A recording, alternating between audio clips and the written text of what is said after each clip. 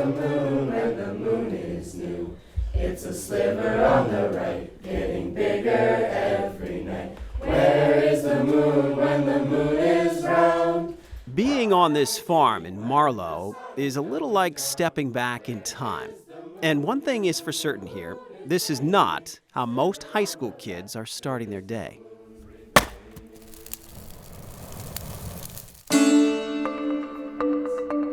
This group of a dozen students is in training. They're about to embark on a 4-month journey that will take them across the snow-covered woods of Canada all the way back to Marlow. You're living in little tents and cooking and going off, and that's just kind of your life. These kids have come from all over the country for a semester of high school here at Croca Expeditions, where teaching is integrated into outdoor survival skills. Here, they're off the grid. No phones, Wi-Fi, television, or radio. Here they really teach us how to not just survive out here, but also to thrive, which means a lot to me. Living with nature is a big part of the teaching, which include these hobbit-like homes built by students. So the students go in the woods, harvest those timbers, peel the bark off them, and then build a stone foundation.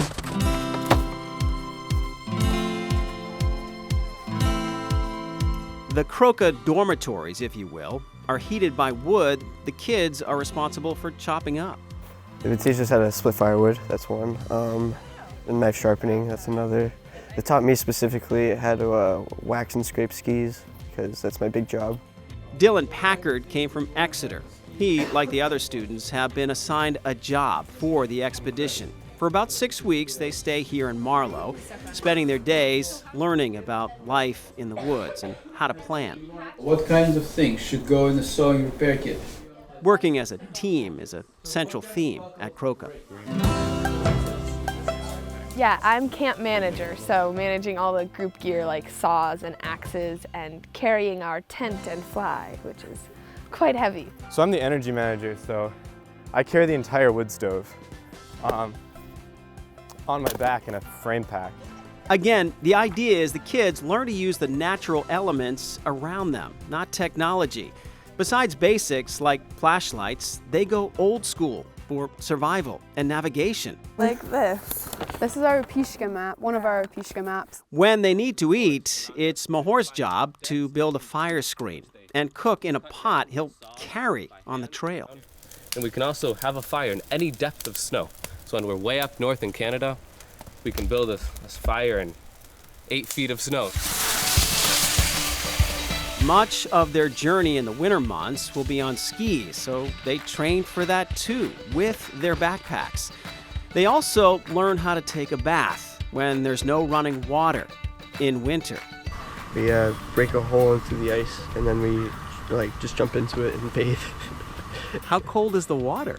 Oh, it gets cold. Sometimes you feel like you can't breathe.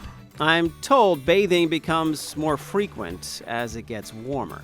Do you feel clean and refreshed? Yeah! Being pushed physically and mentally like this is all part of the experience.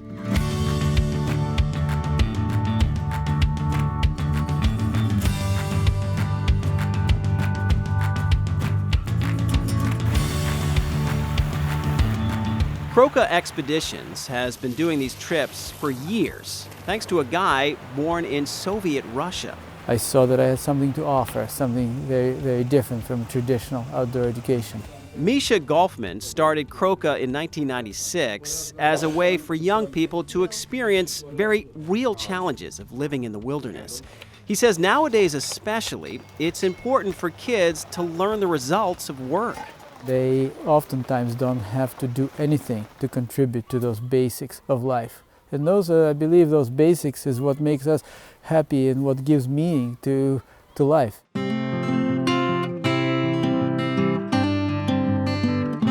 20 years later, Croca has expanded to run numerous summer camps for younger kids and several semester-long expeditions, including trips to Ecuador. Their journeys have some intimidating stuff, from climbing to battling rapids.